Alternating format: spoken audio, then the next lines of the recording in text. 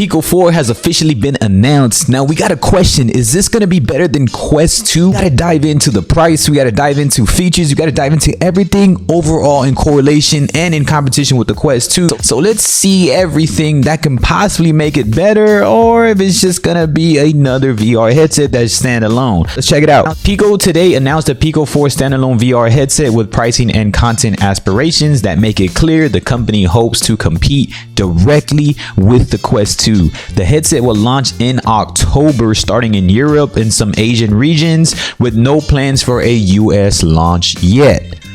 Pico has been making VR headsets for years, though the company has primarily served the enterprise market thus far. More recently, the company was acquired by ByteDance, and earlier this year took its first serious step into the consumer VR space with the release of the Pico Neo 3 Link, a standalone VR headset that also has the ability to tether to a desktop for PC VR gaming. Hopes to get a leg up on Meta's Quest 2 headset in price and features, while angling to be competitive on content as well. So Pico will start at 430 euros for the 128GB model and 500 euros for the 256GB model. That's 20 euros and 50 euros less than Quest 2 equivalents. Both headsets are built on top of Qualcomm Snapdragon XR2 processor. Pico 4 will bring 8GB of RAM to Quest 2's 6GB. Additionally, Pico 4 aims to be more compact than Quest 2 with the addition of pancake optics. So they have a rear mounted battery on a Pico 4, and those are the key hardware differences. So kind of like how an Elite strap really begins, that's how Pico 4 is going to have at their start versus just the stock strap on a Quest 2. Pico 4 will be released on October 18th, starting in 13 European countries as well as Japan and Korea, with plans to launch in Singapore and Malaysia later this year, and China eventually. Also, Pico 4 has announced that they're going to have their actual upcoming games coming onto their platform,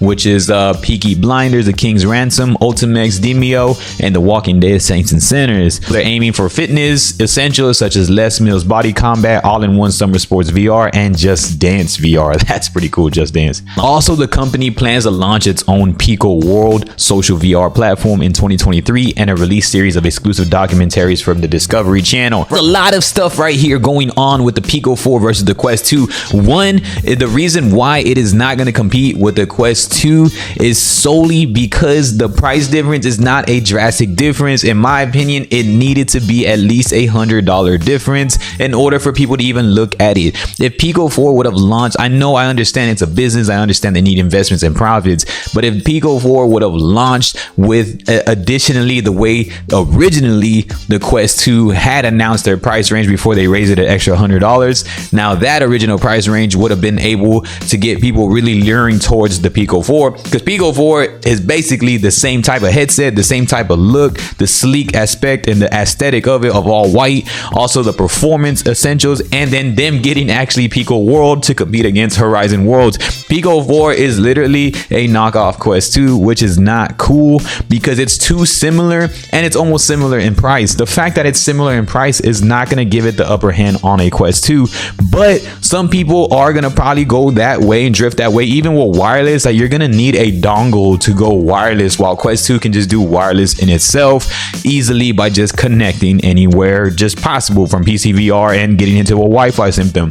Needing a dongle for PC VR is kind of a little bit more accessories. The thing that will have the upper hand is the fact that Pico 4 is going to be a little bit lighter, and it comes with its own version of an Elite strap, kind of strapped to like a battery. And on top of everything, Quest 2 still gets a tons of time to dominate in the US while their Quest Pro comes out, on top of everything that Meta is planning for, which is going to be a lot of stuff coming around. Meta continuously is capitalizing on the fact that they don't really have US competition as a standalone VR headset, with some of the biggest games coming around, and they have much more exclusives. So Quest 2 is going to have an upper hand on a lot of accessories and accessible games, exclusives, overall experiences, and the ease of use still, while basically being the same price as a Pico 4. Now Pico 4 from top to bottom is basically a Quest 2 that is maybe like $20 to $50 cheaper, and it offers maybe a sleek, more of a lighter headset, depending on what you want, and it comes with better accessories as of now from what we know. Depending on how they perform come release time, we'll actually know that hardware essential. But Quest 2, I think, still just dominates. Name alone, brand alone, updates alone, overall usage, and the fact that Pico 4 is even going to push and prolong a US launch even longer. You're giving Quest 2 more time to do updates, to do much more enhanced games, to really bring the PC VR gaming, possibly the cloud gaming, and also just bringing PC VR ports and having them being able to perform correctly at a high level. Pico 4 still looks like it's going to be in earlier stages as it comes over here to the States. Y'all gotta let me know what's up. You think anybody's going to compete with Quest 2, man? Leave a comment. Don't forget to subscribe. It really does help the content. Virtual reality lovers, let's get it. Woo!